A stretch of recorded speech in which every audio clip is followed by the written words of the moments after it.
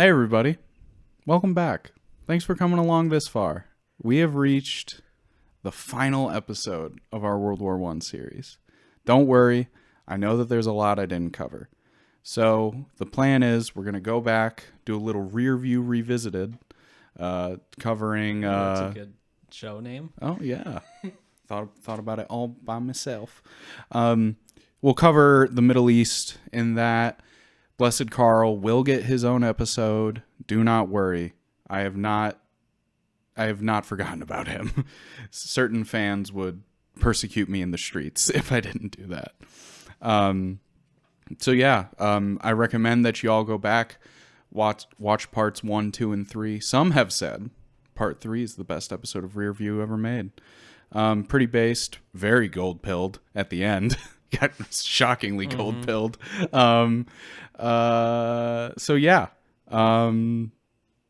Tonight, ladies and gentlemen, the Yanks cross the Atlantic, and the world is forever changed.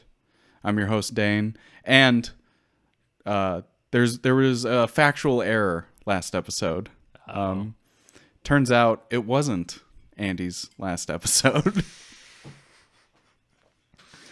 Yeah, I realized that this is like my World War II of episodes. Like you thought I was gone, but I came back even stronger than before. Yeah. Have you ever seen The Godfather? Be my deadliest episode. Sorry, I don't want to make light of World War I and II. No, it's fine. That's not what this show is about. No, we never make jokes about history. No, we're very serious here. Have you ever seen The Godfather Part 3? No, thankfully. Oh, okay. It's actually... Okay. Yeah. Well, all right. That'll be a Rearview extra. Rearview extra. I thought about doing Guinea Month, where I just do like a bunch of Italian history stuff. But okay, never mind. But in Godfather Part 3, he goes, "I keep trying to get out, and they pull me back in." That's exactly how I feel. Yeah. Which I'm kind of glad, because I was like, wait, how are we going to do this episode? Because for the viewers at home, I grew this beard to motivate myself to get this series over with, because I got a lot going on in my life. So when I have free time, I like to keep it free. But I have an obligation to you, the loyal listener. Listen, 10 years from now, when I'm on Joe Rogan, I'll be talking about all y'all. DJ Big Rob, RC in the group chat, whoever you are, Catholic Chick, if that is your real name, my boy Ethan, all y'all. Love you guys. Thanks for being here. Also, shout out to James for making Goldpilled bingo. That was like the funniest thing I've seen in months. Why am I bringing up the fans? Oh, I have an obligation to you to finish this series. And I grew this beard because I hate it. So I was like, okay, the sooner I get this done, the sooner I can shave. Yeah, I was wondering why you were doing that, actually. Yeah, it started to see if I could actually grow a beard. Yeah. I prayed to St. Joseph, and I was like, St. Joseph, you were one of the greatest men who ever lived. Please help me to be a man and grow a beard. And I asked a lot of my friends to pray to St. Joseph that I grow a beard. Did you ask Rich? Because he specifically asked God to give him a beard. And he did. I think I might have, but I don't know if you remembered. But that's fine. I only, I asked like random people. But yes, there may or may not be a poll coming on social media about what happens to my facial hair next. It does look fairly Russian. It's very scraggly. Yeah. I always think of Russians as having either a giant beard or a scraggly one. I don't know why, but... Yeah. I don't know. I always picture Russians with like perfect, like nice beards, or like crazy, like fool for God, like sleep outside all the time beard. Those are very cool too. Yeah. Twigs in them. Yeah. Okay. So the year is 1917. The war has really reached a stalemate. Things have not really moved on. If you'll remember from our Western Front episode, this is where we left off. Things weren't looking too good for either side. The Germans definitely taking the worst of it, sustaining heavy casualties, fighting a two-front war. In the Eastern Front, I mean, it was just failure for the Russians at this point. Revolution was in the air. However, we now turn our eyes to the other side of the Atlantic. I just realized I pointed with my hands and I realized that it was below the camera. And we all know America entered the war at the very end, but I feel like World War I is so undertaught in high schools that it's like, yeah, some things happened, then we entered the war, then we won back-to-back World War champs. I hate that. Okay. We lost people in World War I. Like, don't misunderstand me. But compared to the price that England, France, Germany, Russia, Austria-Hungary, the Ottomans paid, Ottoman numbers are a little skewed because of the Armenian genocide, but they were high regardless of that. We're a drop in the bucket. And I think it's kind of stupid to think that we won the war. We absolutely helped. We're going to talk about that, but we were a major factor. But to say that like we won the war, I think is a little naive and very it smacks of American exceptionalism, which I detest. But yeah, so let's get some context. First, coincidentally enough, the worst president in American history was president at the time. Andy, can you pull him up, please? No, the other one. You should never have me do the slides. Yeah. Woodrow Wilson. Just look at him. Was he a Methodist? He looks like a Methodist. He was a Presbyterian. No offense to any Methodists. Let's pull this up. Okay. He was some kind of high church prot, I'm pretty sure. Are Presbyterians high church? Are they low church? Yeah. No, you would probably say high church. High church. Okay. Just type in religion. You're the expert.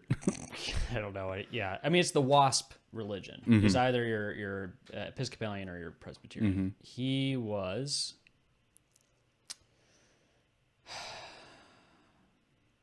I don't know. Presbyterian. Oh. A century ago, there was a Presbyterian in the White House who cut dramatically different figures. All right, he was Presbyterian. Yep. Just like Whit. Just like Whit is. Is currently. Yeah. Just kidding, Whit. We love you. We know you're secretly an Anglican. It's okay. Dude, I'm sorry. Sidebar. A lot of people have been telling me that the Anglican Ordinariate is where it's at. Yeah, I think I even said that. Yeah, you did. Yeah, I said it was awesome. Right. It is awesome. Yeah, no, I've been hearing a lot of people be like, dude. And they just had a Anglican bishop convert to Catholicism, mm-hmm. and he's going to join the Ordinariate.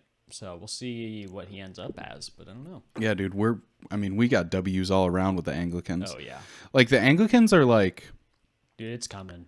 Well, it's just, with them, okay, with all the other sects of Christianity, I understand, like, delicate, let's move slowly, let's try to appease where we can, and we need to remain firm where we have to.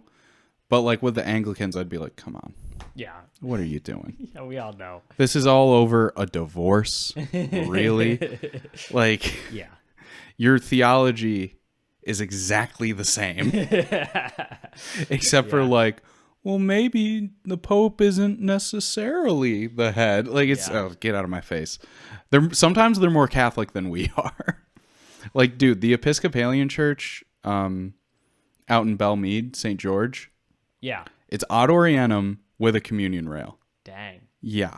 Yeah, I went into their chapel, their little side chapel. It's awesome. Yeah, it's like an Anglican. It's like, but it's actually kind of nice and like, right. Yeah. Well, no, they always have really good artwork. Yeah. The Common Book of Prayer, even though it's an abomination in the eyes of God, has some good stuff in it. Wow, we are way off topic. I'm sorry. Woodrow Wilson. Woodrow Wilson, the worst president in United States history. Objectivity kind of went out the window last episode, and it's going to stay out there because Woodrow Wilson is hot garbage. His politics and policies were garbage. His philosophy is garbage. I mean, like, really, most of the problems in the United States, probably with the exception of, like, sexual liberation, you can lay at the feet directly of Woodrow Wilson. He was like the progressive president. Everything that FDR did, everything that Johnson did was because of the groundwork that Wilson laid. And I mean, really, like, kind of like people kind of forgotten about him. There was one of his aides wrote a book called, I believe it's called Howard Mensch Administrator, or something, like it's some made up name, Administrator, and it's the creepiest book ever because it's totally not about Woodrow Wilson, guys, but it's about a hypothetical president who takes over and just like throws away everything in the government and like gets rid of the Supreme Court and gets rid of Congress and is like, now I know, having a king of America, oh please, oh monarchism, this guy would not be a king. He'd be the chief administrator. It's bureaucratic, corporatist garbage. It is so bad. It's like fascism without the cool uniforms. It's like, you know, which, hey, I'm sorry. If you're going to cancel me over that, listen, Hugo Boss designed the Nazi uniforms, okay? They are stylish. I wish they didn't represent the regime of death, but like Soviet uniforms are very stylish as well. Especially with the like rows of, I love how like commies get like giant stacks of medals. But anyway, Woodrow Wilson is trash. And he came out of the progressive milieu of the late 19th century. And progressivism has kind of become a talking point nowadays. People are finally starting to realize it, you know, because it's like, it's just nonsense. It's just like complete trash. It regards all progress as good. Progress is the highest good. And it's just ridiculous. And it's, you know, the fetishization of victimhood and oppression and all this stuff comes from the early progressives. Progressivism is kind of morphed. I'd say we're in progressivism 3.0, well, 4.0 now. 3.0 kind of ended with Obama. And that's when 4.0 began. Well, I guess it would have to end at Clinton wasn't really a progressive. We kind of just lived in progressivism 3.0. Like Reagan was kind of a part of it. I mean, like, so basically you have progressivism beta, which is like, you know, Jane Addams, Hull House, things like that. Look into it. Very interesting stuff. Not interesting because it's good, but interesting because you learn where all this stuff comes from. And then Woodrow Wilson represents like progressivism 1.0, FDR 2.0, Johnson 3.0, and then with Obama, it just gets kicked into high gear. Or I guess full gear, whatever. And the whole kind of premise is like, well, the best and the brightest among us should lead us. And when you think about it, you're like, oh, that kind of makes sense. You know, if we have to live in this neoliberal democracy thing, the best people should do it. However, the real problem comes in who is the best? Who is the brightest? Wilson, most notably, was the president of Yale University. If you've ever read the book This Side of Paradise, tremendous book. Please read that book. It's F. Scott Fitzgerald's first book. It's really good. Did I say This Side of Paradise or I think you said This Side. This Side of Paradise. Yeah. There's a lot of books that are kind of, I always mistakenly call it Paradise Lost, and everybody's like, or Paradise Regained. Yeah.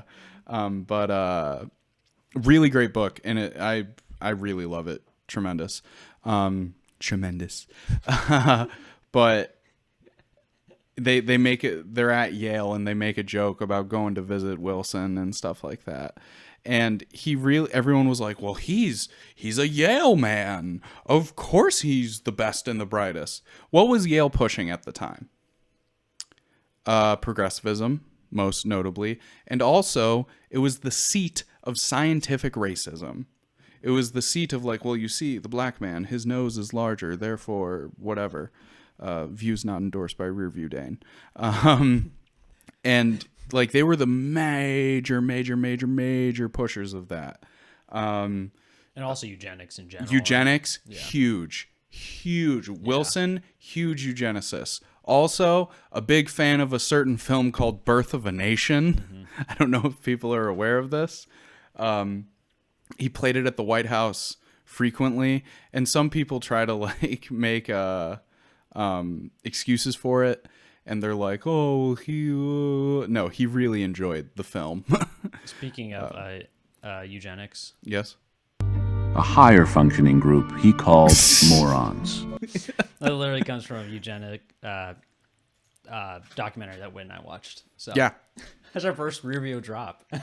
Yeah, dude, nice. And also, it's a check on Goldpilled bingo. James, please make Rearview bingo. I'll pay you for it. Yeah, I mean, they're just bad people. Like, just being honest, they're completely morally bankrupt.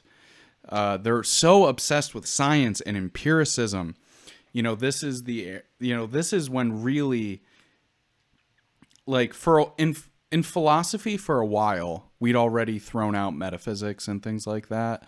But it's really at this point where the Enlightenment values like take complete hold of everything, and everything has to be empirically proved, and there's no such thing as the supernatural, and it's terrible.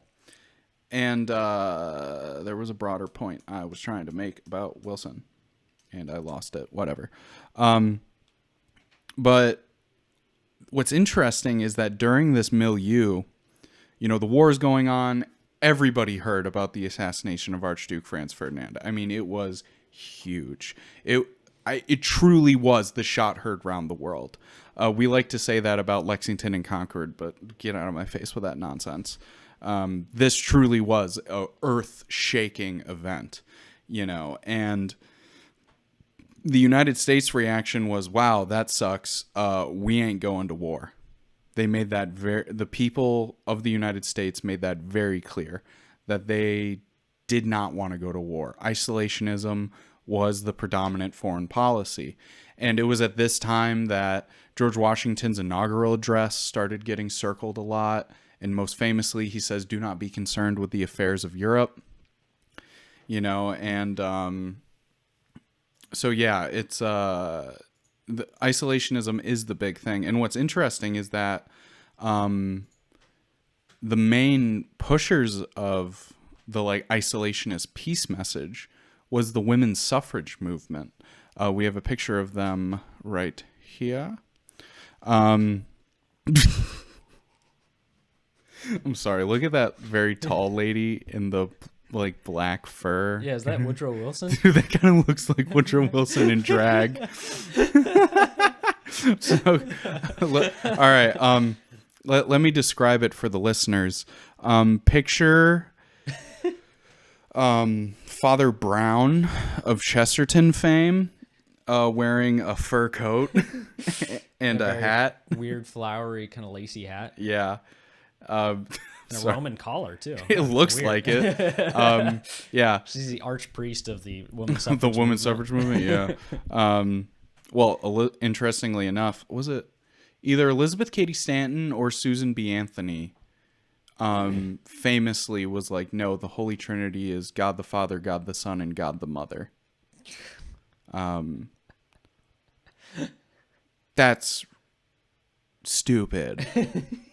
But see, that's what happens when your brain is hooked on Protestantism. Instead of having hyperdulia towards Our Lady, you start thinking of weird stuff like, oh, well, if there's a father and there's a son, there's got to be a mother. Oh. Yeah, no. Yeah, look up Shekinah, too. That's just a little drop there. If you want to look into that kind of idea as well. I'd rather not. I'd really rather not. Dude, I have enough to be sad about. Okay. But yeah, they really were pushing like, no, we are not going in this war. And mothers were very vocal about their distrust of this war because they were like, I don't want my son dying in some field in France. I don't care about France. I can't even show you where France is on a map. I went to an American public school. Also created by the progressives. Well, no. Look up John Dewey, baby. Well, he didn't invent public schools, No, but I mean the no, current system. No, but he was the current like guiding educational philosophy is created by John Dewey, who was a progressive and created pragmatism, which in my mind is second only to postmodernism, and it's really dumb. Actually, dude, analytic philosophy is the worst. It is without a doubt the worst. It is so bad. Look into it. It's so dumb and so nerdy. But anyway, philosophy tangents away. We need to talk about World War One. Just skip to 20 minutes in, and we'll get to World War One. Well, I mean, the war is happening right now. The U.S. just isn't involved. Interestingly enough, in 1916, the most popular song in terms of revenue generated was called, I believe, I Didn't Raise My Boy to Be a Soldier. We have it queued up here, and I want to listen to it. I Didn't Raise My Boy to Be a Soldier. This was the most popular song in 1916.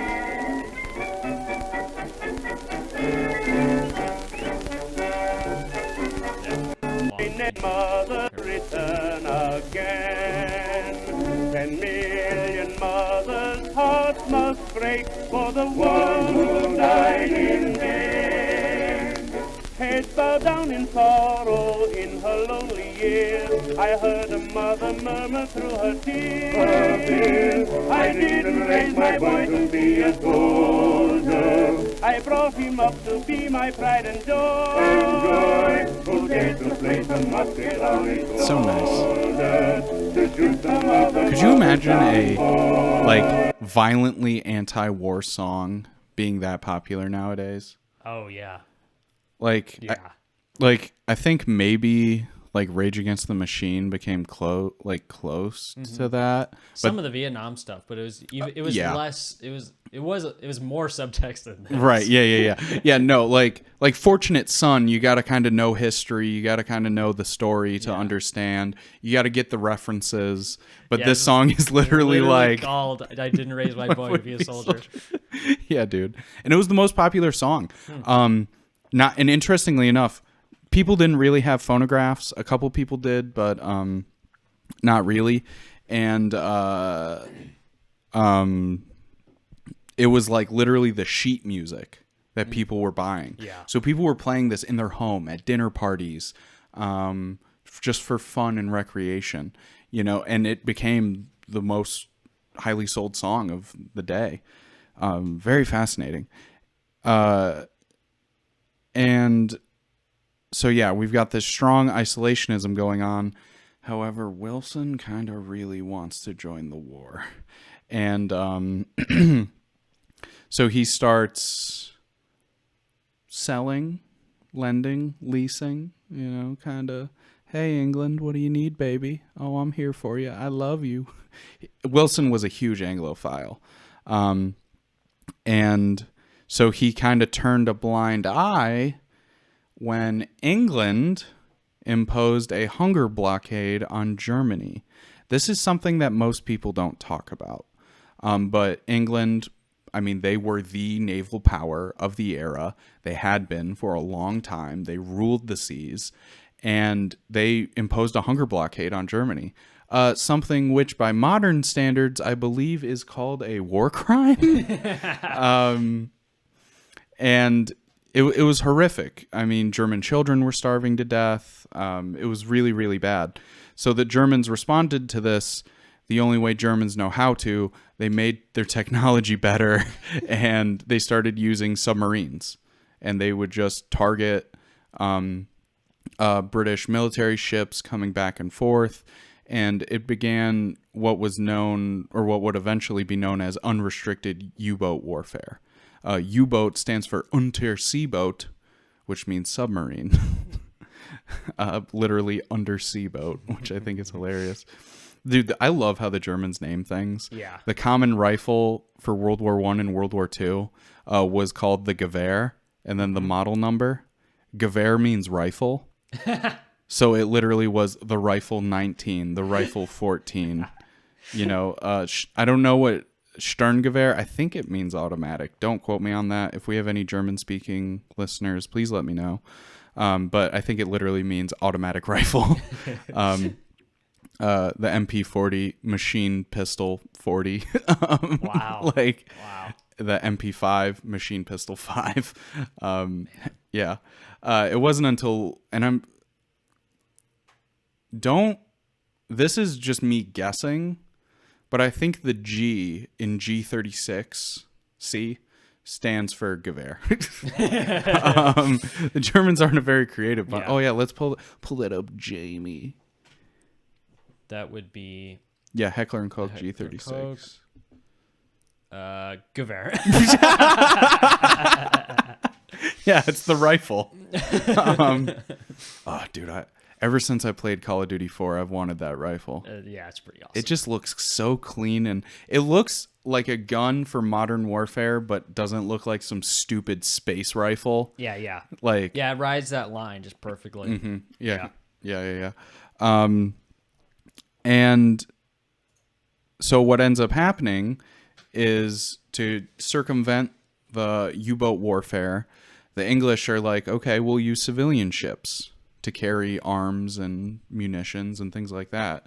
And the Germans are like, if you do that, we'll sink them. And they're like, you can't sink them. That's a war crime. It's a civilian ship. And they said, our people are starving to death.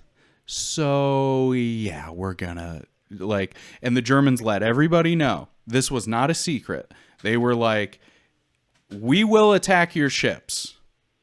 Do not come.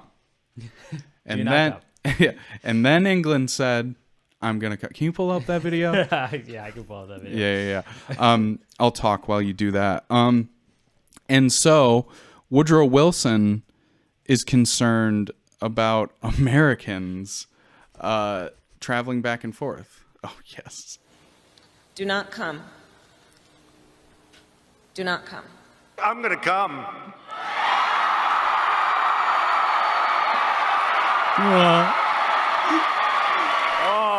Oh, that's what it is. Oh. Speaking of the worst president,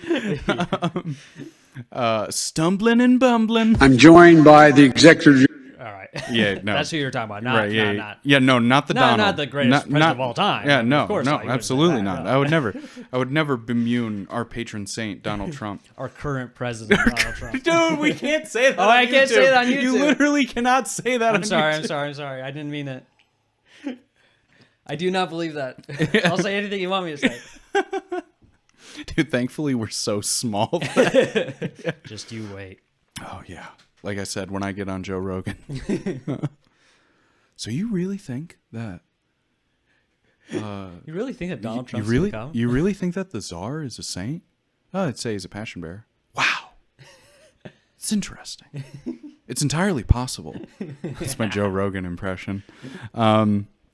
So Americans are sometimes traveling on these merchant vessels that are coming back and forth. Well, not necessarily merchant vessels, but also, cruise liners, things like that. People love going to England. I mean, I'd love to go to England, so I don't really blame them. And Woodrow Wilson is like, no, Germany, you're not allowed to attack Americans. And we're a neutral country. That's what he kept saying. And he's like, well, we know that you're selling arms to one side, so you're not neutral. And also, we've told you that this is a submarine area. Do not sail through here. Also, we told you if you sail through here, we're going to shoot you down, or sink you, not shoot you down. Well, I guess kind of shoot you down. Yeah, but they're shooting and the boat goes down. Mm-hmm. And Woodrow Wilson was like, no, you don't understand. We're Americans. So you need to treat us special because we're special, because we're God's chosen people. May or may not have said that. And but what continues happening is the submarine warfare until ultimately things kind of reach ahead. Can you skip ahead a slide? Did I not put it in? Oh no, I didn't put it in. Dang it. Just Google image Lusitania. Spoiler alert. Sorry, folks. Wasn't it like a weird... Yeah, there it is. Yeah. And this reaches ahead when the RMS Lusitania is sunk by the Germans. And everybody makes a big deal out of this. Oh, it was a civilian ship. Oh, the evil Germans. And I mean, really, here's the fact of the matter: the Lusitania was running guns. Nobody talks about that. Granted, I guess if you think the Germans are the Huns and they're the most evil thing to ever happen on Earth, it's really funny because I understand. I don't agree with, but I understand that argument for Nazi Germany. I'm like, yeah, they were quite evil in going to war against them. Well, like saying that they're like the most evil people who ever lived, stuff like that. Yeah. But to say that about the Kaiser Reich, like, come on. Like, yes, Belgium was bad, not nearly as bad as the press. Also, take a drink. I mentioned Belgium, but they're like, oh, they're so evil, whatever. So I guess if you're like starting off the assumption that the Germans are evil, then the sinking of the Lusitania is like the worst thing that could have happened. But it was carrying guns, and we know it was carrying guns, and it was like the worst kept secret ever. Unfortunately, though, there were some Americans on board who died. And, well, it's unfortunate that anybody died, but you know what I mean. And so immediately, everyone in America is like, okay, this is bad. Like, we might go to war over this. Nobody wanted to go to war. I shouldn't say nobody.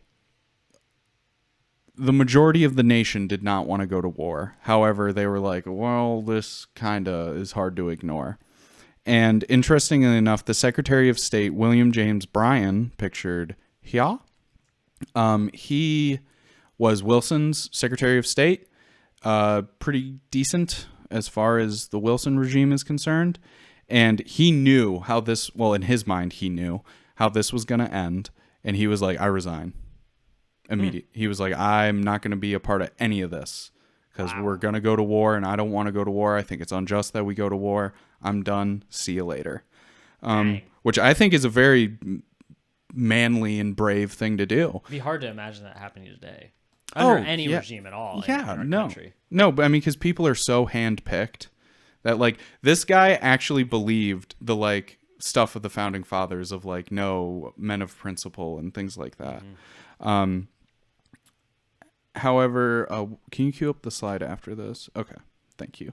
However, there were some men who did want to go to war, and they joined a French air squad known as the Lafayette Escadrille. I believe it's pronounced Escadrille. As we've been over this, my French is almost as bad as my Russian, which is almost as bad as my Mongolian.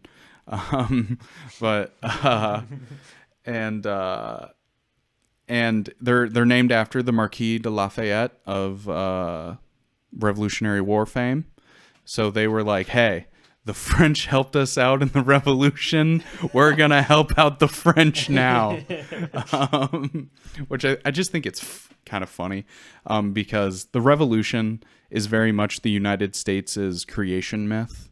Not to say that, what I mean by myth is that it's the story we tell ourselves.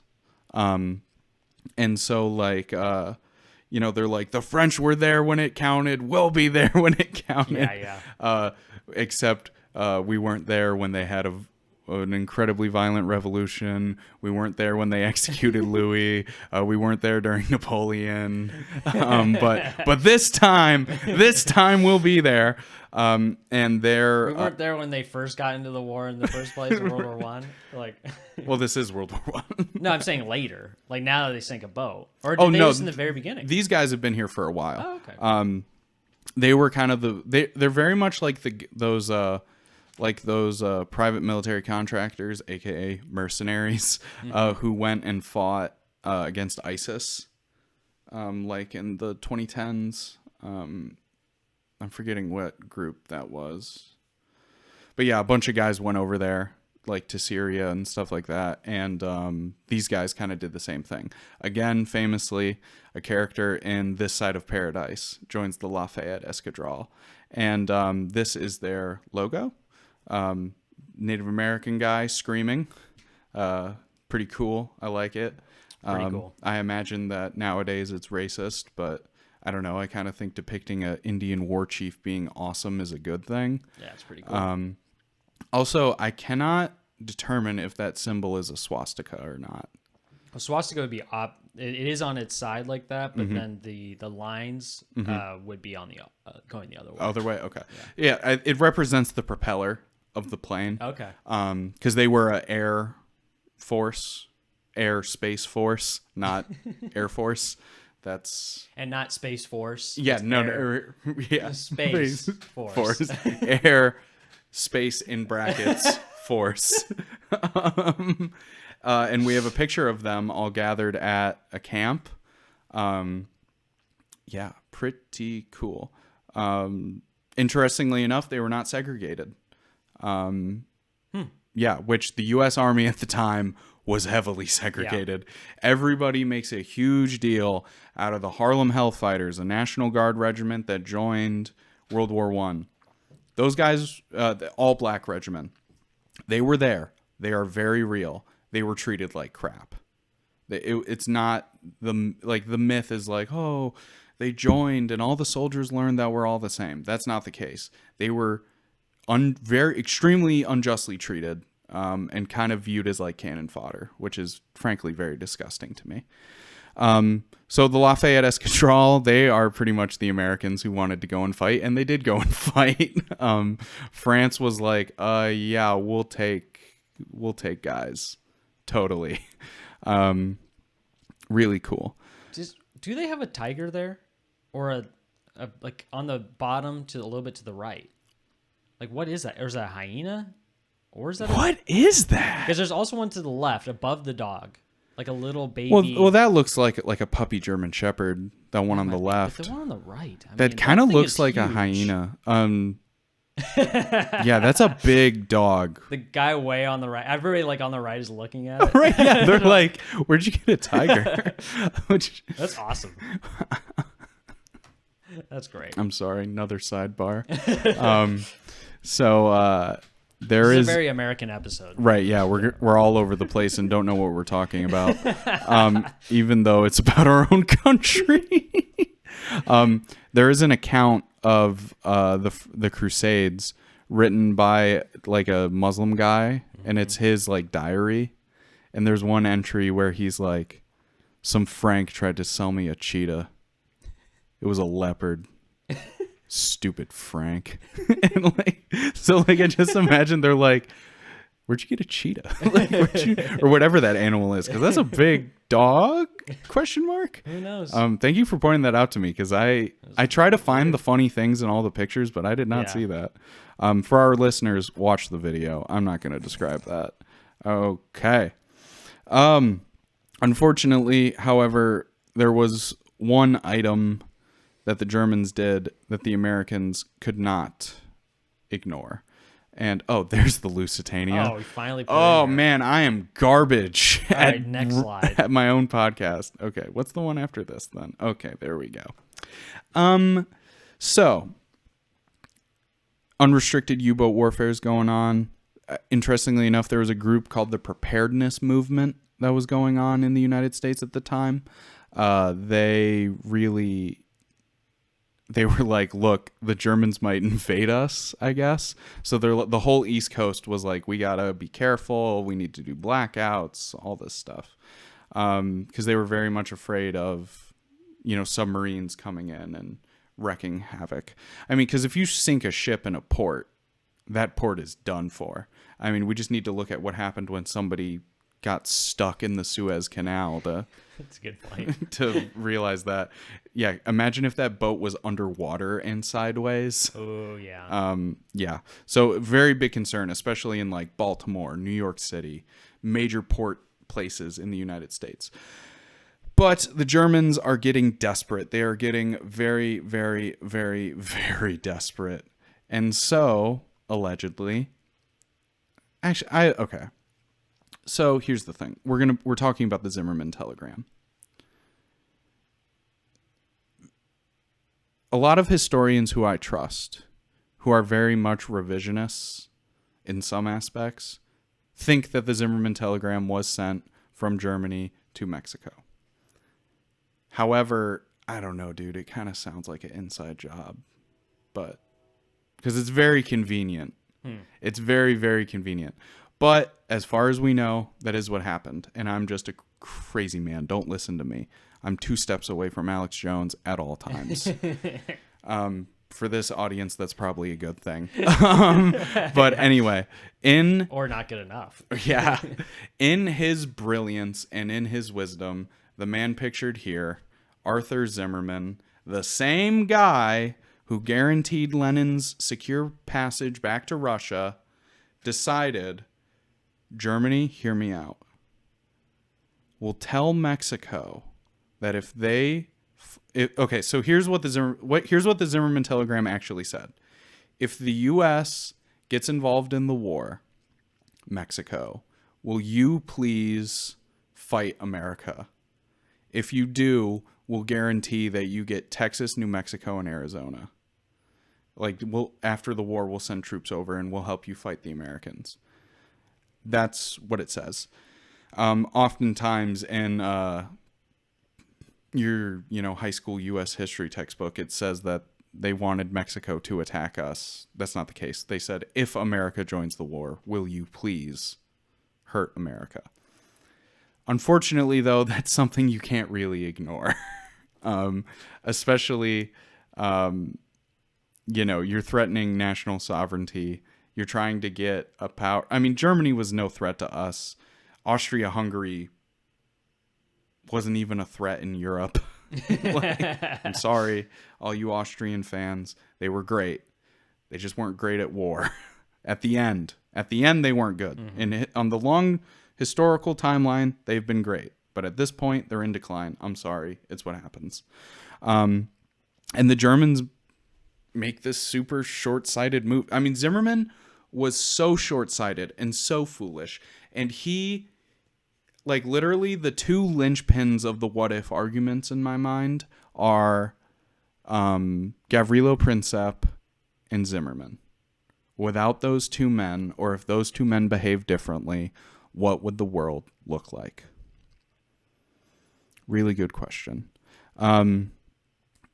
However, this totally could not be ignored.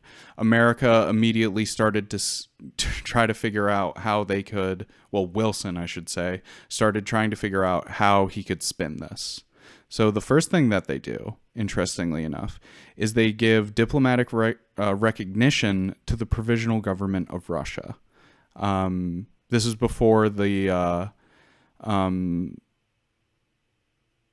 October Revolution. They didn't like Russia when they were czars, but since they became they didn't yet, but they had the plans to become a liberal republic. They were like, okay, we're like one of the first countries to recognize the provisional government of Russia. Which, okay, in comparison to the Soviet Union, the provisional government is awesome, but still,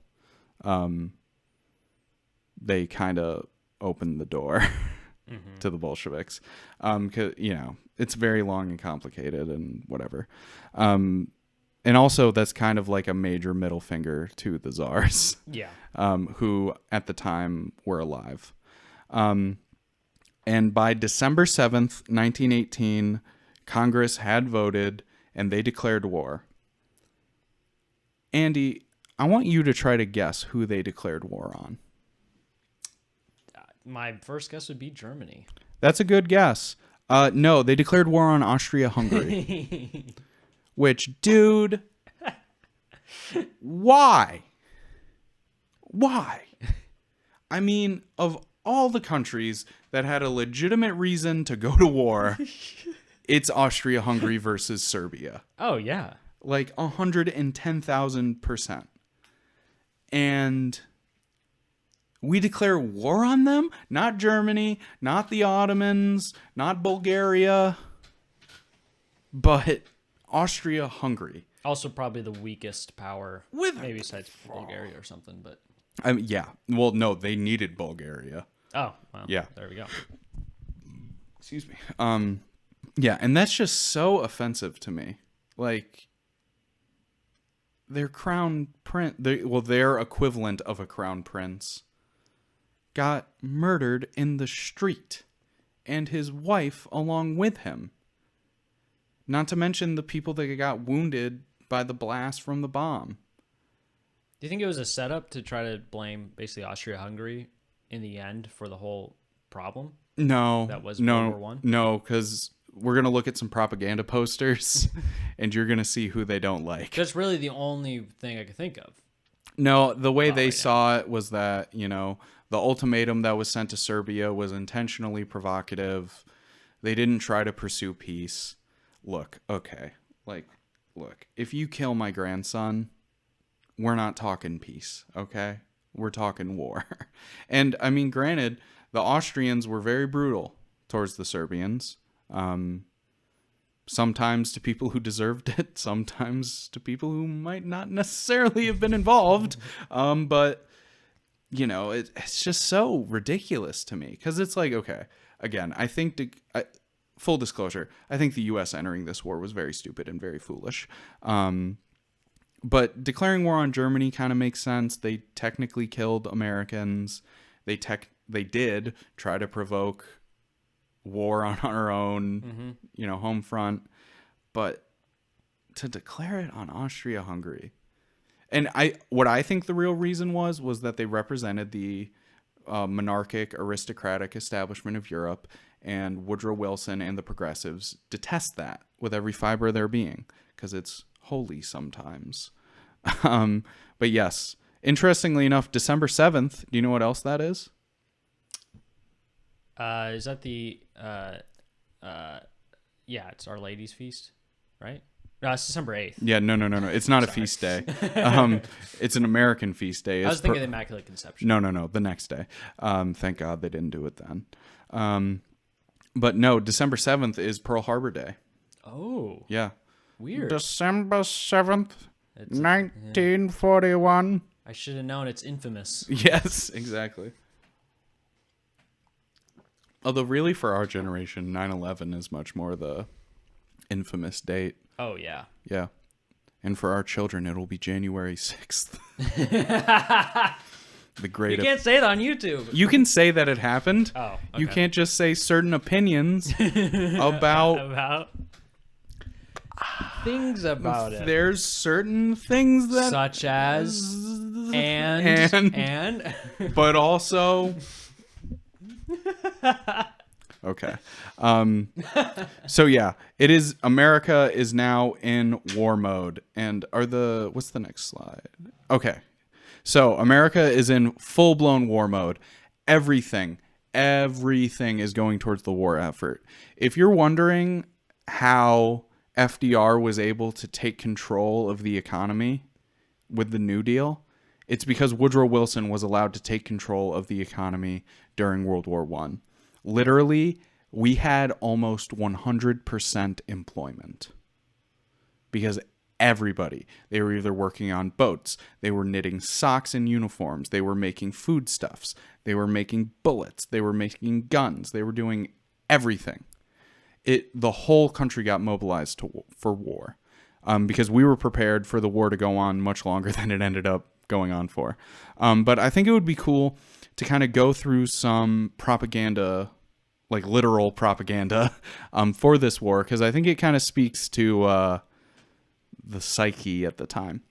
So pictured here, we have a gorilla with a club holding, I believe that's Lady Liberty.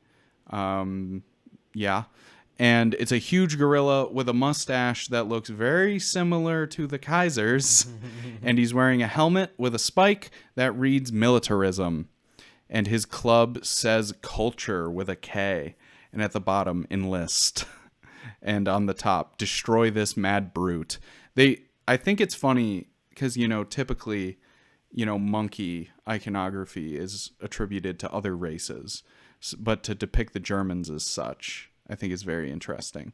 There was a lot of German racism at the time, even before the war. The modern concept of like whiteness wasn't really what it is now, where it's anybody who's not, I don't want to use their word. Yeah, whatever. Person of color. Ew. It's such a gross word. But that does include Slavs, so. Yeah, what's up with that? I don't know. Yeah, whatever. Pray your rosary that our country figures itself out, please. But yeah, so that's our first one. They really kind of detested the Germans, and then they tried to kind of give the middle finger to the women's movement by being like, "Women, help America's sons win the war," with a nice grandma with her arms stretched out, like, "Hey, I'm here for you." And come, I've made apple pie, and buy U.S. government bonds, Second Liberty Loan of 1917. The Liberty Loan program was how they funded the war, because we could not fund it through taxes. But lucky for us, we had a savior, the Federal Reserve. And they just did what they've always done and just printed money and said, everybody buy bonds because we're broke. So yeah, that's what all of these are. Most of these are for Liberty bonds or the Liberty Loan or, whatever. The next one, interestingly enough, it shows Lady Liberty with her shield and very manly arms. Like, dang, yeah. Yeah, dude. Huge man hands. Yeah, and kneeling before her is a young boy holding a sword that reads "Be prepared" on it. Weapons for liberty. Do you know? Oh, it says right on here, the Boy Scouts of America created this propaganda, and the Boy Scouts of America were some of the major sellers of war bonds. They would send Boy Scouts house to house and sell war bonds. Because who's going to say no to a kid? So yeah, the BSA literally went to the US and was like, whatever you want us to do, we will do. We have one more propaganda poster, and this one I like. Wow. I like this one because it uses the H word. It shows a German with a bloody bayonet and bloody fingers kind of crawling over a trench or smoking ruins. I can't really tell, with his evil blue eyes. And it reads, "Beat back the Hun with Liberty bonds." The Germans, for whatever reason, were called the Huns. The Huns, I believe, were Magyars. They were not Germanic. Yeah. But whatever. And yeah, it was always the language of the Hun, the Hun, the Hun. Because, it was just straight dehumanization. Because that's the whole point of war, is you need to dehumanize the enemy so that 18-year-olds can feel okay shooting 30 of them, just to be frank. But yeah, this is really the first U.S. war where the propaganda was completely pumped out really hard. Unions famously support the war effort very strongly. The AFL, which would eventually become the AFL-CIO, massive union, massive union. And they literally were like, look, we're going to do whatever you want. We're going to completely change, our production for war. We're going to do all this. And they would fire people who were threatening strikes. Because their whole thing was like, look, we're not going to strike. We'll go to arbitration and we'll get it settled out. And interestingly enough, a new law was created. The Sedition Act of 1918. It was added to the Espionage Act.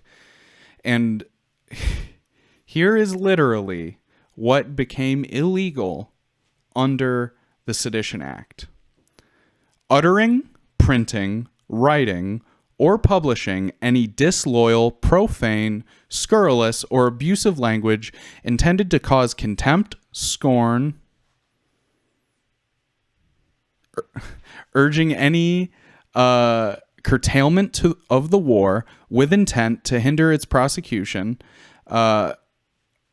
advocating, teaching, describing, or acts of supporting or favoring any country at war with the United States or opposing the cause of the United States.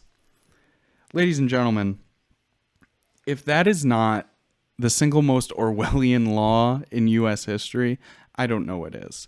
The anti-German fervor was so strong that because of this Sedition Act, in Pittsburgh, they banned performances of Beethoven. Yeah. Beethoven? Beethoven. I love Beethoven. Beethoven's great. Beethoven's Ninth is the greatest piece of music ever written. But yeah, no, they all of it banned. I love that they said that uttering anything disloyal or that showed contempt, scorn, urging any curtailment of the war with intent to hinder its prosecution. That's crazy because there's been tons of censorship laws in the United States, some of them for good, some of them for bad. Famously, porn was illegal for a number of years. Bring that back, please. But uttering, like, you were always allowed to have sexually explicit conversation, for better or for worse. But you couldn't even technically, according to the law, you couldn't speak out against the war. There was a lot of Supreme Court cases about this, and the Supreme Court always upheld this law. I'm sure you've heard the saying, "You can't yell fire in a crowded theater." Andy? Yeah. Oh, okay. Yeah. Sorry, that wasn't to the audience. That was to you. That was about censorship in World War I. They were like, we need censorship. You're not allowed to say anything against the war because it is as detrimental to the country as yelling fire in a crowded theater. Which, by the way, there's a later Supreme Court case that says you absolutely can yell fire in a crowded theater. Yeah. So stop citing that, please. Yeah. There was famously a court case involving high school students who wore black armbands as a sign of protest against the war. That went to the Supreme Court. The Supreme Court was like, no. And also introduced to the United States is the Selective Service Act of 1917. The draft, baby. Mm-hmm. You might not want to go to war, but Uncle Sam wants you to. And yeah, so yeah, the draft is introduced, and I believe it was enforced during this war. Which a draft for World War II, again, makes sense. We got attacked. I disagree with drafts in general, but whatever. But for this war, are you kidding me? But it's because it was pretty unpopular. Do we have, what's the next slide? Okay. All right, cool. So the United States enters the war. They cross the Atlantic and they are in France fighting hard. The Allies began what is known as the 100 Days Offensive, and they are steamrolling Germany. The United States basically was like, okay, there probably is a more sophisticated metaphor, but given American proclivities, basically the Allies did a line of cocaine. And they were like, whoa, let's do it. And they pushed harder than they've ever pushed. And they were like, all right, the stalemate is going to break. We're going. Germany they're hemorrhaging people. Desertion is becoming very common. Because again, you got to keep in mind, in Germany, this war was very much viewed as Prussia's war. Unified Germany was less than 100 years old. So there were many people, like Bavarians, most notably, were like, I don't care. Mm-hmm. And Germans are actually very prone to desertion. World War II, there was a lot of deserting. Because, do you know, okay, sidebar. Do you know what percentage of the Wehrmacht was drafted? No. Something crazy like 95%. Wow. 95% of the Wehrmacht fought unwillingly. Mm-hmm. Like it took the point of the government being like, you must, for them to go to war. Yeah. So Germany sues for peace. And they're like, look, we got to stop. We're barely hanging on. Let's start talking. They start talking, and they agree to an armistice for November the 11th, so 11/11, at the 11th hour. And something that is so amazing to me is we actually have audio of that. This is not a joke, people. This is, no, not that. This is literally, this comes from the Imperial War Museum in England, and they do some amazing work.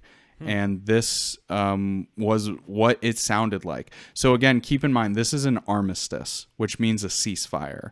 It's not a formal peace agreement. It's just like, we're going to stop fighting. We'll talk about it later. So let's give it a listen. So this is 1 minute before. So this is at 10:59.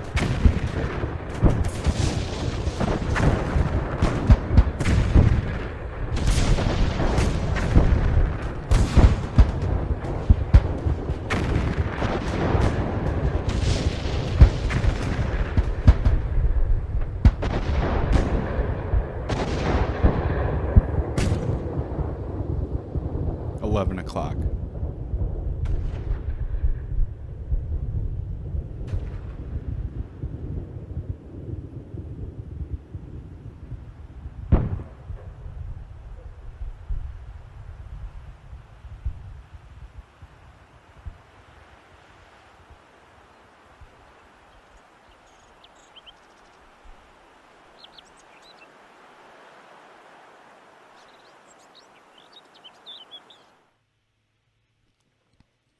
Did you hear the birds chirping? That's always like, that always sends shivers down my spine. Like, it's really amazing because like this cataclysmic war that was the war to end all wars, the Great War, the big one, the European conflict. How does it end? Not with a bang, but with a whimper. It literally just stopped. And so if our more astute listeners, they noticed that it was November 11th.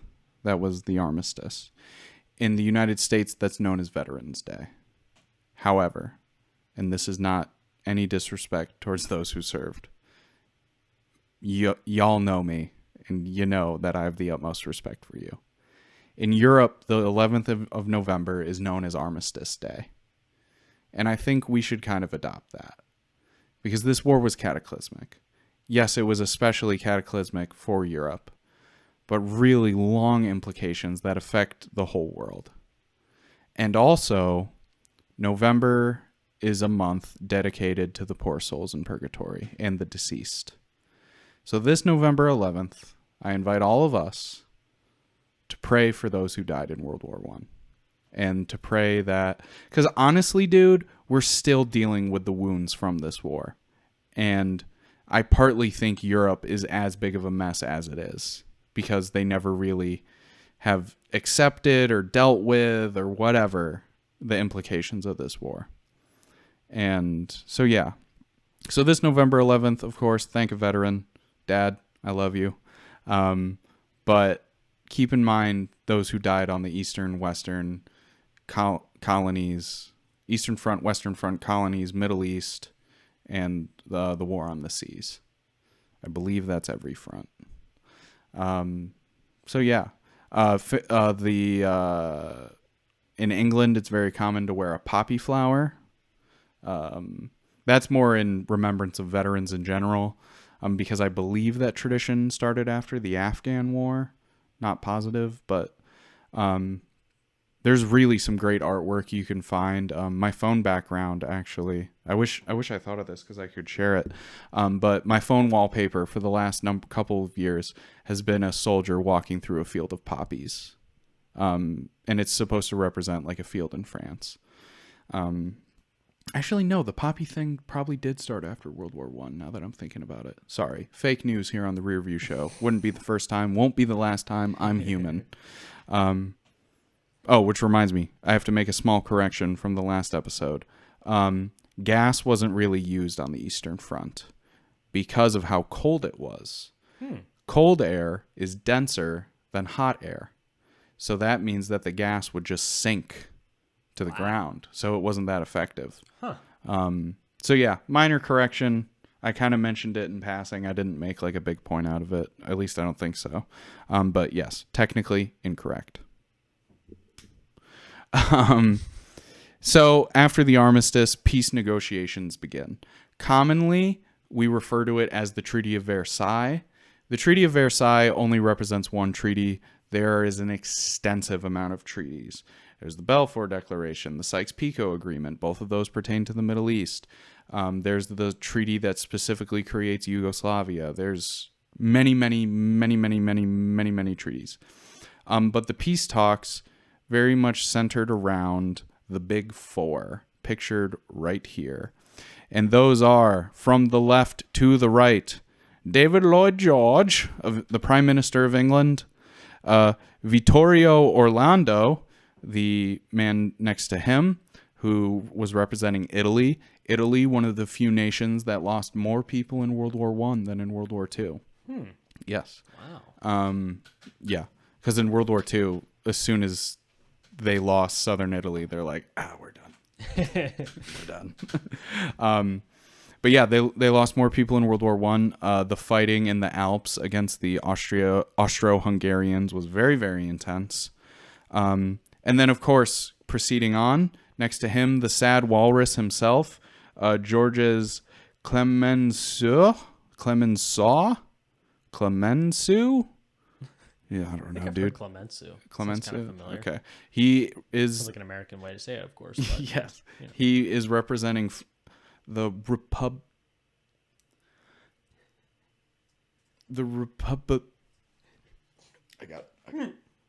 Republic of France. And then, of course, next to him, the Woodrow Wilson. But yeah, dude, look at George's. He looks like such a sad Like, walrus. all I have is a republic. Yeah. He's thinking about He's thinking about Louis' head in a basket. And he's like, man, why'd we do that? But these men represented the big four. They were the major voices at the peace conference. Interestingly enough, Japan tried to insert itself into this. And some people point to that as like their anger at not being respected at these peace negotiations kind of led them to how they acted in World War II. Wait, sorry. What role did they have in World War One?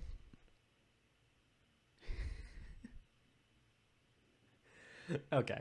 Yeah. Yeah. You answered my question. Yeah.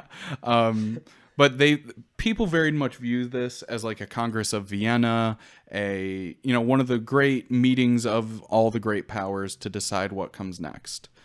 Famously, after the Napoleonic Wars, they all got together and redrew the map and everything like that. And this was the entire reason why Woodrow Wilson wanted us to join the war. He told Jane Addams, not that Jane Addams, there was a progressive woman named Jane Addams. She was like, why do you want to go to war so bad? He's like, because America should be at the peace negotiations because we're the smartest. I mean, that's not literally what he said, but he's like, if we don't fight the war, we don't get a seat at the table. And again, it's like, why? Why do you think you deserve one? Whatever. At the peace negotiations, Woodrow Wilson famously delivers his 14 points, which we have right here from the National World War I Museum and Memorial. Okay, so let's get a little scroll job here. I'm not going to read the full text. Scroll a little more, please. There we go. Points summarized. Point number 1. Open diplomacy without secret treaties.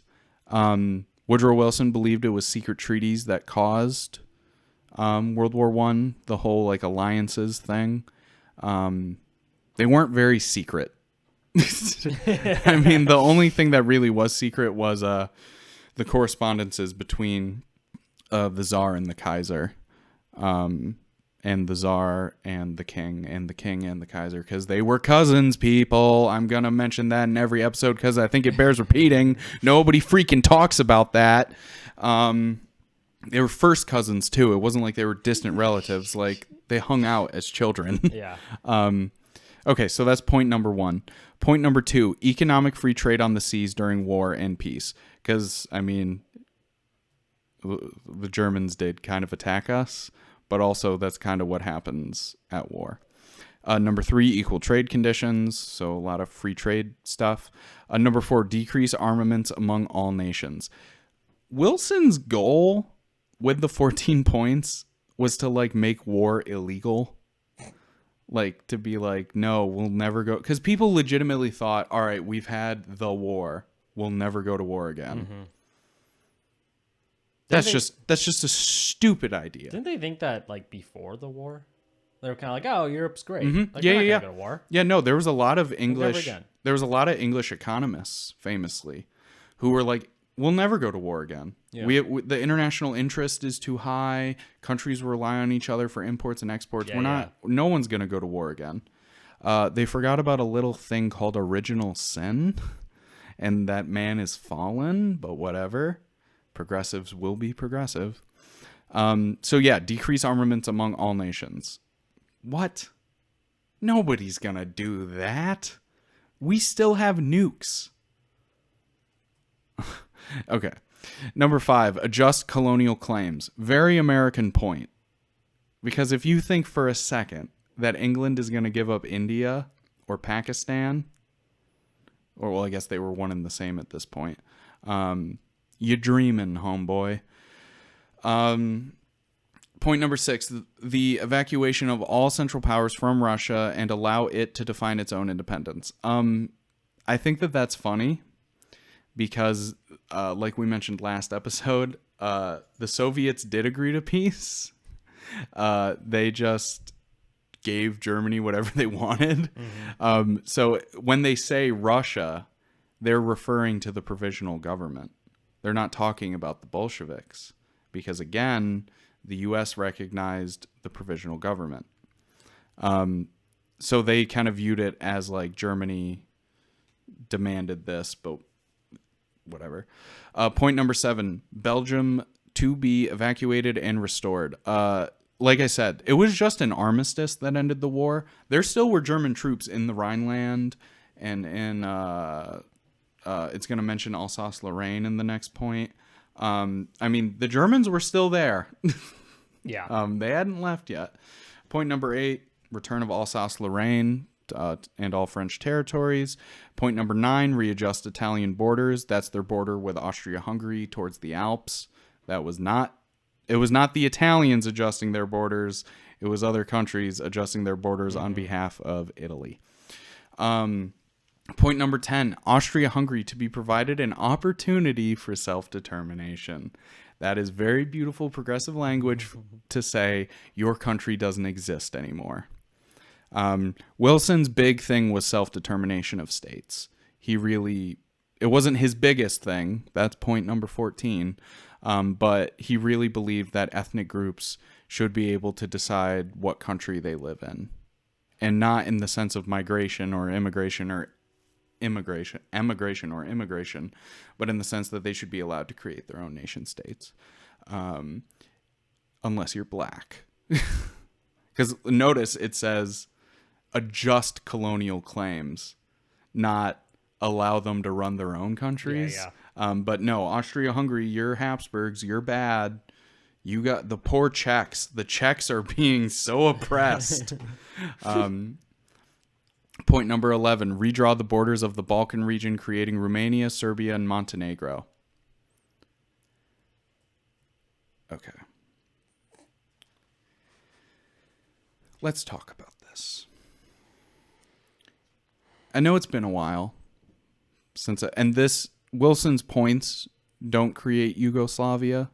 However, other treaties do create Yugoslavia. And I'm going to talk about Big Slavia, if I may. Serbia won this war. And nobody talks about that. What was the whole point of the war? from the Serbian perspective. Why did they kill Archduke Franz Ferdinand? Serbian independence in the region of Bosnia, with the intention of creating a pan-Southern Slavic state known as Big Slavia, aka Yugoslavia. And they got what they wanted. They were rewarded for assassination. And look, I'm not saying that is more unjust than how Germany was treated. But what a slap in the face. What an absolute disrespect to a whole nation and one of the most prestigious royal families in all of human history. Look, have your opinions about monarchy. Everybody's got their own. Either you're for it or you're against it. And if you're for it, are you an imperialist, an absolutist, constitutionalist? I mean, there's as many flavors of monarchy as there are flavors of anarchy. But you gotta give respect where it's due. The Habsburgs have been running Europe since there was a Europe. And I do believe that you should kind of show a little bit of deference in that respect. And just to give Serbia exactly what they wanted. It's just so absurd. Because, like, literally, that means that this war was fought for nothing. But anyway. Number 12, the creation of a Turkish state with guaranteed free trade in the Dardanelles. Notice it says Turkish as opposed to Ottoman. The Young Turk movement had really taken hold. They much favored secularization as opposed to they weren't really a theocracy, but they very much were old school Muslim control. The Young Turks preferred secularist parliamentary, stuff like that. And they had complete control of Turkey at the time. And they wanted their own state. The Ottomans were done. I mean, the sick/dying/old man of Europe, we took them off life support a while ago. And interestingly enough, it was the Young Turks who prosecuted the Armenian genocide, I believe. Actually, can you look that up? Because I really don't want to get that wrong. Just yes. Armenian genocide.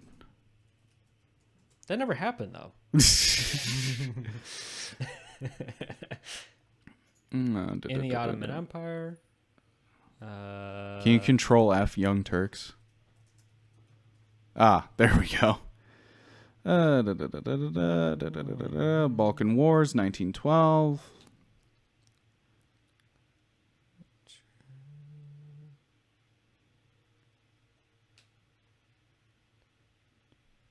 Good enough for me. Whatever. Dane's right. Yeah. But yeah, bad guys. Trust me. We'll talk about the Ottomans in Rearview Revisited. We are going to talk about Armenia. Don't worry. Number 13, the creation of an independent Polish state.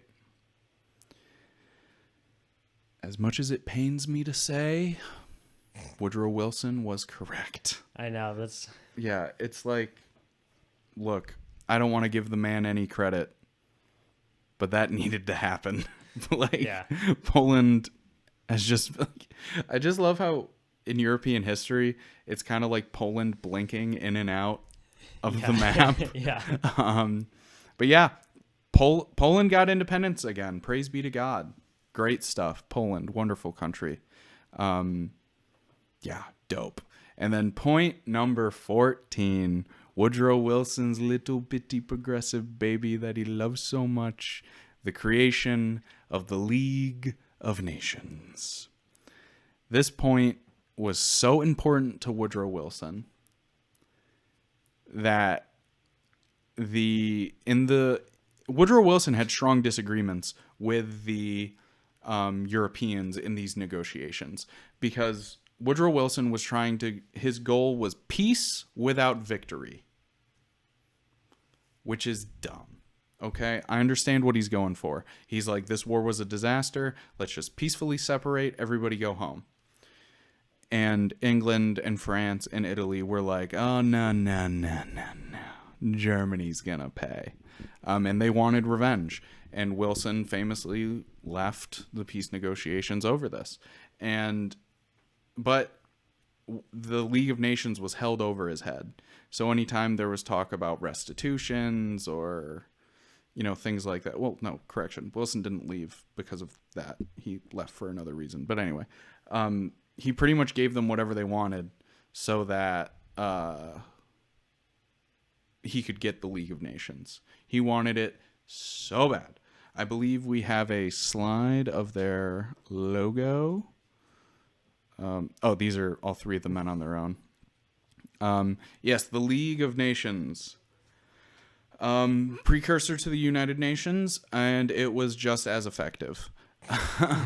And famously, Woodrow Wilson worked so hard at the peace negotiations to make the League of Nations, only to come back to the United States and every senator to be like, you want us to join what? No. Which threw him into a tizzy. We have a picture after this that I love. It's my favorite picture in all of human history. I know it might be photoshopped or whatever. I don't care. It's great. Man pictured with a UN helmet standing in front of a flag that reads involved in peace or uninvolved in peace. That's great. Yeah, I love it. The UN is garbage, Wow. people. And the League of Nations was a stupid idea. Hey guys, I got an idea. If we make war illegal, nobody will do it. Get out of my face with that nonsense. Okay? Like, look. That's why there hasn't been a war since. There's not been a single war. There's been many joint peacekeeping operations, but never a war. No, the UN is stupid. It's very idealistic. And if men were angels, the UN would be great. But here's the thing. What happens when somebody breaks UN law? Wait, can I ask that question to you? Sure. Hey, Dane, what happens when somebody breaks UN law? If you're China, nothing. If you're any other country, the whole world invades you. But here's the thing. It's never the whole world. It's always America and then a bunch of troops from third world countries. Uh-huh. It's like people from Pakistan and from the Democratic Republic of the Congo, not to be confused with the Republic of Congo, and people from Swaziland. And you're like, what?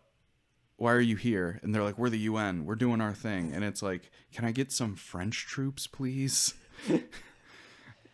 Yeah, stupid.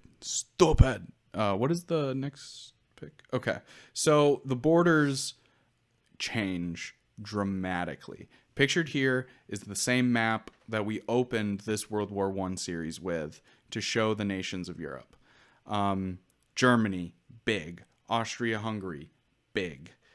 Italy, the same. But, dude, I love how Spain's borders have like never changed. No. Like it's always been Pyrenees in the north, Yeah. the rest of the peninsula, sometimes with Portugal, sometimes with not. And like, yeah, I know Castilian and Catalonia and all that stuff, but Spain really hasn't changed much. Also, Portugal's just chilling. You know what else? The other borders that haven't changed? The What? United Kingdom, baby.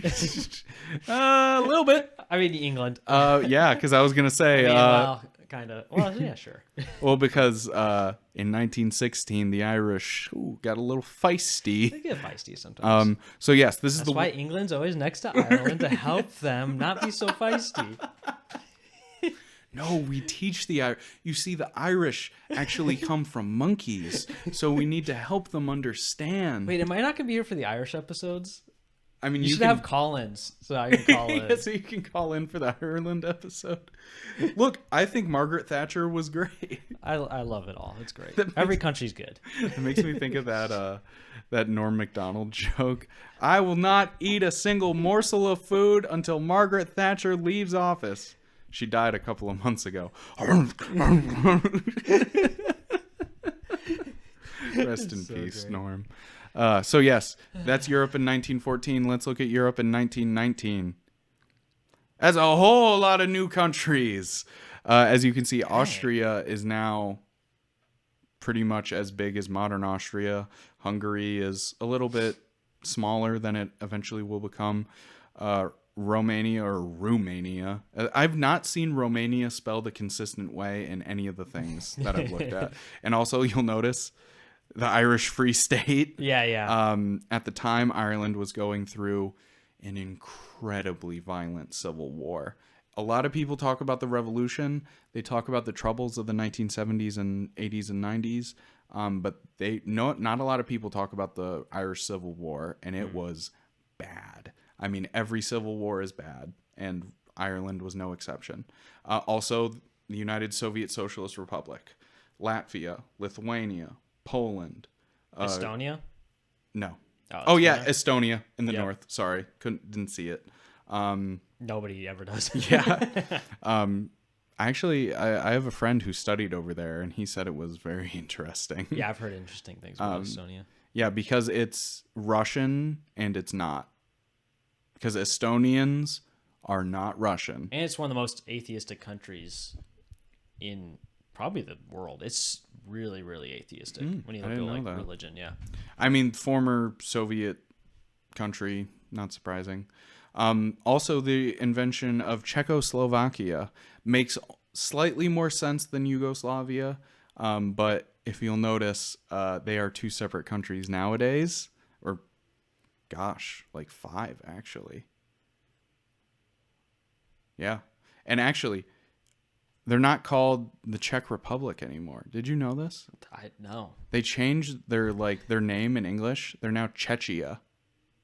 Oh. Or Czechia. Czechia. I've heard of Czechia, but I thought that was like an old way of. Nope, that's what you're supposed to call them now. Apparently, I'll never understand Eastern Europe. I'm sorry. Yeah, no. I don't get it. But what's really funny is, so the whole point of these like ethno nations, well, that's kind of a redundant point, but these new nations formed out of the minorities of empires, was that Woodrow Wilson was like, oh, they'll have self-determination. Minorities will have their own country. What they didn't realize is that there's minorities of other ethnic groups inside of there now.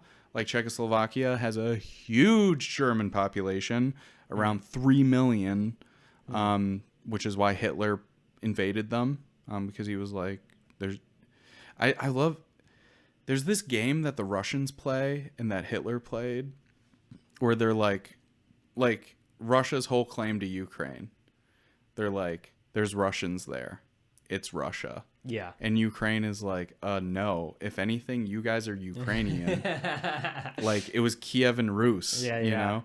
And the Russians are like, well, if you're not Russian, why are there Russians there? And Big Slavia, which essentially was Serbia, but now with more land. The Serbs ran it. Dumb, stupid idea, as the 1990s clearly illustrated. So yeah, massive changes. Do we? Oh yeah, I think we have one more after that. Yep. Okay. So yeah, the war is over. Peace is around. The borders are different. Certain peoples have more freedoms. Certain people have substantially less freedoms. Very famously, Germany is forced to pay massive indemnities. And it wasn't necessarily the amount that they had to pay, because Germany could liquidate some things and get that money. It was the fact that, also Germany experienced a revolution at this time as well, like everybody else, and overthrew the Kaiser and established the Weimar. Ooh. Yeah, gross. Possibly the worst country that ever existed. Weimar Germany was a disaster. Yeah. But it wasn't so much the amount of money that they had to pay.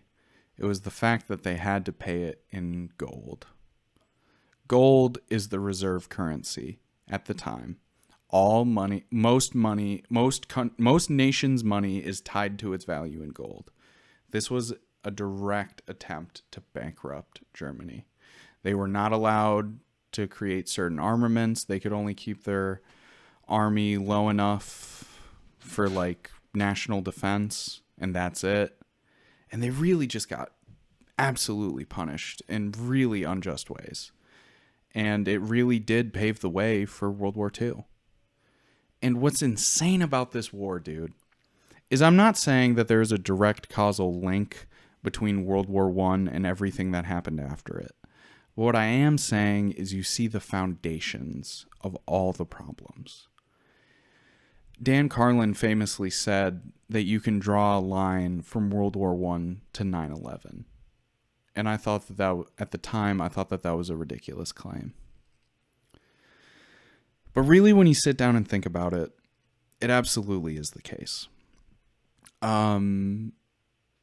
Like I mentioned, the Sykes-Picot Agreement and the Balfour. The Sykes-Picot Agreement divided Arab countries for oil interests. The Balfour Declaration basically was the precursor to Israel. Israel is the major source of conflict in the Middle East and something that the Saudis hated. And the Saudis favor a sect of Islam known as Wahhabism. Not all Saudis, but certain Saudis. And that led to the radicalization of a certain bin Laden. And really, dude, when you think about it,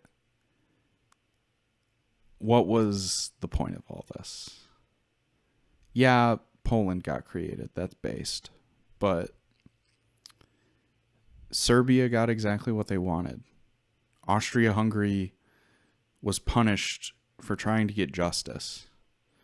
Germany, yeah, they did some really horrific stuff, but nothing more horrific than a hunger blockade or Russian attacks on civilians, which aren't really talked about. Every country that was in this war cannot walk away with clean hands. And it's really a lot of people's fault. And I just want to go through the numbers because they're shocking. These are total deaths, counting civilian and military from all causes. France lost 1,697,000 on the low end and 1,737,800 on the high end. Either way approaching 2 million. Germany lost 2 million Germany lost between 2,198,420 or 2,800,720. England lost 867,829 or 1,011,687. Russia lost 2,840,000 or on the high end 3,394,369. Austria-Hungary lost more men than France at 1,787,000 on the low end and 2,080,200 on the low end. A total of 15 to 22 million people died because of this war, both civilian and soldier. France lost 25% of its 18 to 35-year-old males. 1 in 4 18 to 35-year-old males was killed. And my question is, over what? Because of some alliances? Because, you might have to bleep this out, but because of some shithead in the Balkans? Because Russia wanted to defend Serbia? Because Germany thought it was a good idea to fight a two-front war? Because England literally said the interests of France are the interests of Great Britain? And what was accomplished? Yeah, Germany got punished. The Habsburgs were ripped out of their throne. Revolution in Russia. Revolution in Ireland. Granted, I'm a fan of that one, but revolution nonetheless. Revolution in Germany. Any sense of the old world got completely crushed. And this created what is known as the lost generation. The lost generation can be understood in two different ways. Number one, the demographic loss of 18 to 35-year-old males that took place in both Germany, Austria-Hungary, and France. But also this sense of like nothingness that a lot of veterans who returned home had. It was very expressly the case in Americans. Final time I'm mentioning it, but this side of paradise, the main character, Amory Blaine, he very much is a member of the lost generation. He goes, he fights, he comes back, and he wonders what was the point. And Hemingway fought in this war, and the war poets, their poetry is so dark and bleak and nihilistic. It's really after this war that nihilism becomes popular.